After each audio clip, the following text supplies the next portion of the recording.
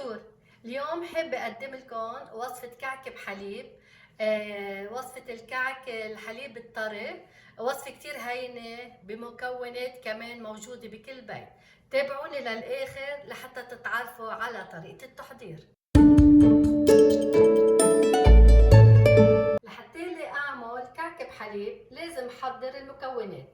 أنا هون حضرت البيكنج باودر ملعقة صغيرة ونص بيكنج باودر، المحلب ملعقة صغيرة، الخميرة الفورية ملعقة صغيرة، أكيد بحاجة لبرش جوزة الطيب، والملح نص ملعقة صغيرة. ضروري كتير الملح بالعجينة، هيك بتسهل علي مد العجينة.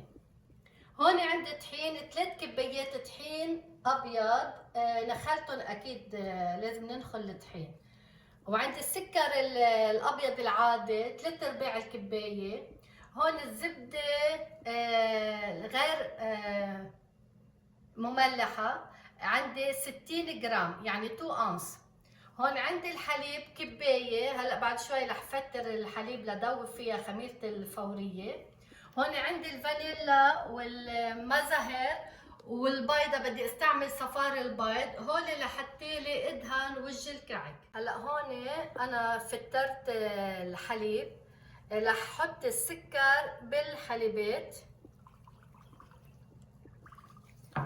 رح كمان نيزل الخميرة الفورية ودوبها بقلب الحليب، خليها شي 10 دقايق لحتى لي تتفاعل الخميرة مع الحليب والسكر. هلا هون عم دوبهم منيح وبتأكد انه دابت الخميرة بقلب الحليب والسكر. وهلا بوقت ما الخميرة لتتفاعل مع الحليب، رح اخلط الطحين مع المحلى والبيكنج باودر والملح، ورح ابرش جوزة الطيب بمقدار نص ملعقة صغيرة. هلا حطيت كل المكونات الجافة مع بعضها، رح خلي الماشين تخلطهم مع بعض. هلا اللي ما عنده ماشين يعملهم على ايده على السرعة رقم 1. وهلا لازم اخلط الزبدة مع الحليب والخميرة والسكر.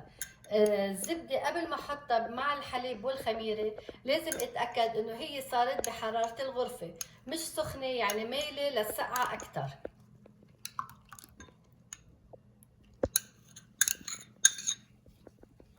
بمزجهم مع بعضهم وفرغهم كلهم مع بعضهم فوق الطحين.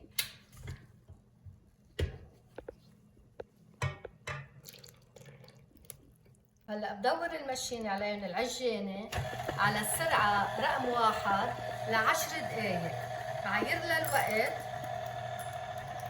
10 دقايق.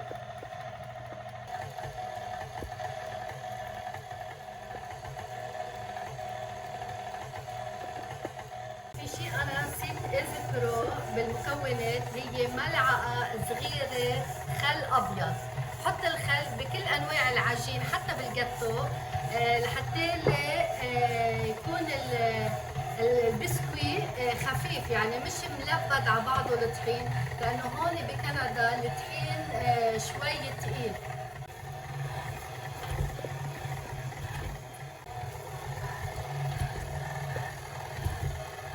هلا خلصت من عجن الكعكة،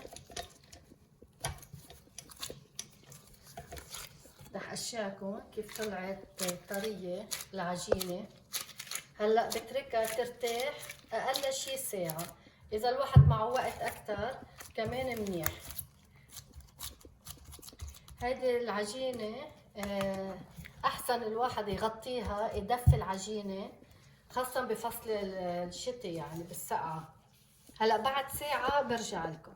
وهلا من بعد ما صار إلي ساعة مريحة العجينة، صار لازم اشكلها لكريات.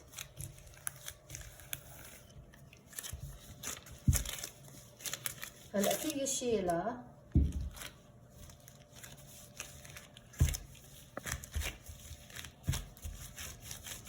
جرب اعملها هيك، او اذا ما بدي لبك حالي كتير بعملها دغري بشكل طابت، يعني تقريبا كل وحدة تطلع 40 جرام.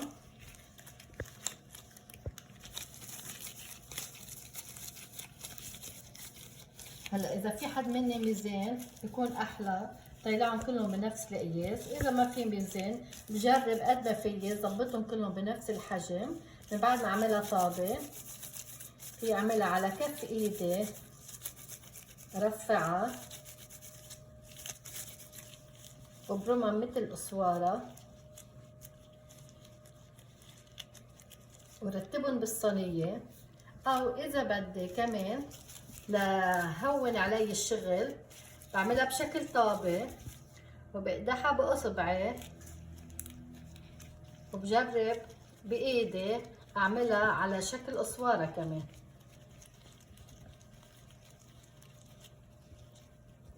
وبرتبهم بالصينية.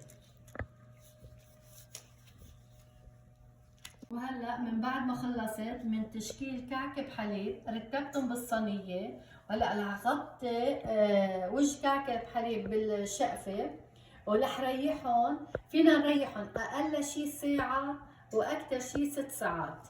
كل ما ريحنا الكعك كل ما نفخ معنا بالفرن. وهلا صار لي ساعتين مريحه الكعك بحليب. بدي ظبط صفار البيض، بحط له رشه ملح صغيره اقل من ربع الملعقه الصغيره تقريبا. هلا بحط نص ملعقه كبيره فانيلا، وبحط نص ملعقه كبيره ماء الزهر.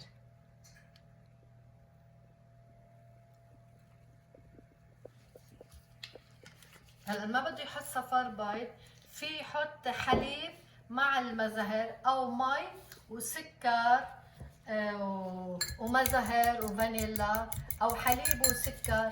يعني في عدة طرق لدهن وجه الكعك. وهلا صار الوقت لحتى لي ادهن وجه الكعك قبل ما ادخلهم على الفرن.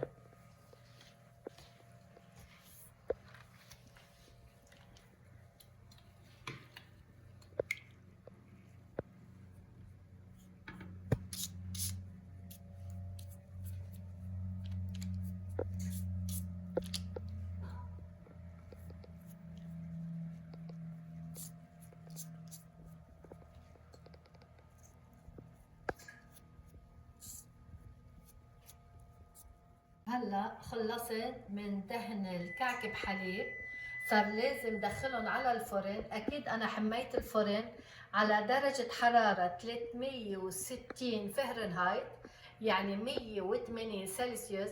ححطهم على الرف رقم 2 من تحت. ما بيسوى ولع الفرن من فوق ومن تحت، لازم دخلهم اول شيء والعين الفرن من تحت. تقريبا بياخدوا بالفرن بين 10 دقايق و 12 دقيقة لحتى شوي يعطي على لون زهر كعب الكعكة. برجع بدير النار من فوق، شي انه يحمروا دغري لازم ظهرهم من الفرن. وهلا من بعد ما خلصت خبز كعك بحليب الطري، المقادير اللي قدمت لكم اياها بالفيديو عملت لي 23 قطعة كعكة.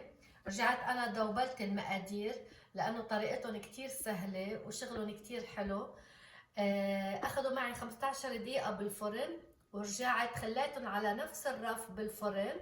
دورت النار من فوق، اخذوا دقيقتين بس وكان احمر وجهن وكتير طيبين. دقتهم رح اشعكم وحدة افتحها قدامكم. هيدا قلب الكعك مع انه بعدهم سخنين بس كتير طيبة نكهتهم. بتمنى تجربوا هالكعكات ويعجبوكم، والف صحتين.